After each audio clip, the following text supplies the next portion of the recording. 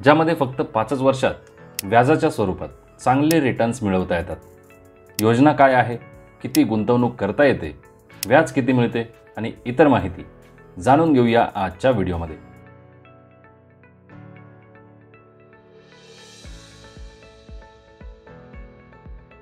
नमस्कार मित्रांनो, national saving certificate तुम्ही कर्ज घेण्यासाठी तारण ठेवू शकता, तसेच ॲज अ सिक्युरिटी म्हणून ट्रान्सफरही करू शकता. पैसे जमा केल्यापासून पुढील 5 वर्षांमध्ये ही इन्व्हेस्टमेंट किंवा तुमचे इन्व्हेस्टमेंट अकाउंट मॅच्युअर होते. म्हणजे 5 वर्षानंतर सर्व रक्कम तुम्हाला परत मिळते. कमीत कमी 1000 रुपये आणि 100 रुपयांच्या पटीमध्ये कितीही रक्कम NSC योजनेअंतर्गत तुम्हाला गुंतवता येते. No maximum limit. तसेच NSC अंतर्गत कितीही खाते तुम्हाला उघडता येतात. त्यासाठी कुठलीही मर्यादा नाही. योजनेमध्ये केलेली गुंतवणूक इन्कम टॅक्स ॲक्ट 1961च्या सेक्शन 80C अंतर्गत कर कपातीसाठी पात्र असते. NSC मध्ये कोणत्याही सज्ञान व्यक्तीला तसेच 10 वर्षीय मायनरला त्याच्या नावे खाते उघडता येते. तसेच 3 सज्ञान व्यक्ती मिळून एकत्रित जॉईंट खाते म्हणजे संयुक्त खाते उघडू शकतात आणि लहान मुलांच्या नावाने त्यांच्या पालकांनाही खाते उघडता येते. मित्रांनो, खाते सुरू केल्यानंतर 5 वर्ष पूर्ण होण्यापूर्वी म्हणजेच मॅच्युरिटीपूर्वी ते बंद करायचे असेल तर त्यासाठी काही अटी आहेत.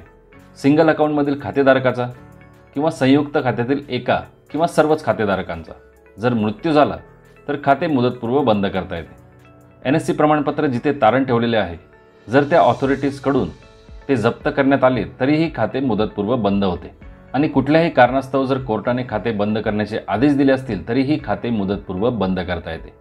मित्रांनो, NSC प्रमाणपत्र फक्त याच ऑथॉरिटीजकडे तुम्हाला ट्रान्सफर करता येते अथवा तारण ठेवता येते.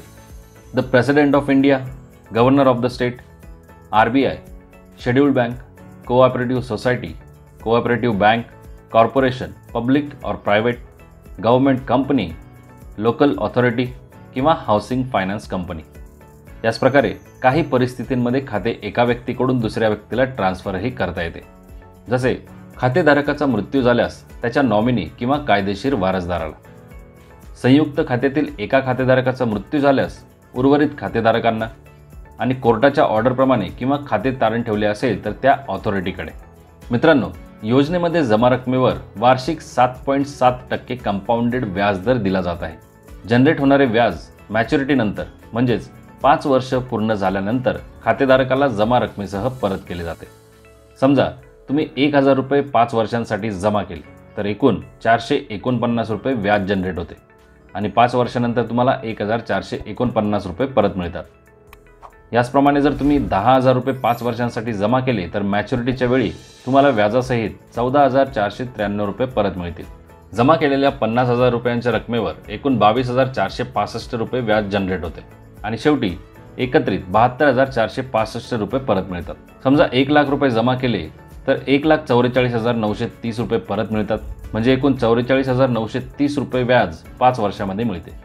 मित्रांनो, जर तुम्ही 5 वर्षांसाठी 10 लाख रुपयांची गुंतवणूक केली तर एकूण व्याज जनरेट होणार 4,49,300 रुपये. म्हणजे 5 वर्षात तुम्हाला मिळतील 14,49,300 रुपये. तर मित्रांनो, फक्त 5 वर्षांच्या गुंतवणुकीवर अशा प्रकारे तुम्ही चांगले रिटर्न्स मिळवू शकतात. शिवाय गुंतवणुकीची रक्कम ही इन्कम टॅक्स वाचवण्यासाठी शो करता येते. व्हिडिओ आवडला असेल तर अवश्य लाईक करा आणि अशाच माहितीपूर्ण व्हिडिओजकरिता चॅनलला जरूर सबस्क्राईब करा. धन्यवाद मित्रांनो. जय हिंद, जय महाराष्ट्र.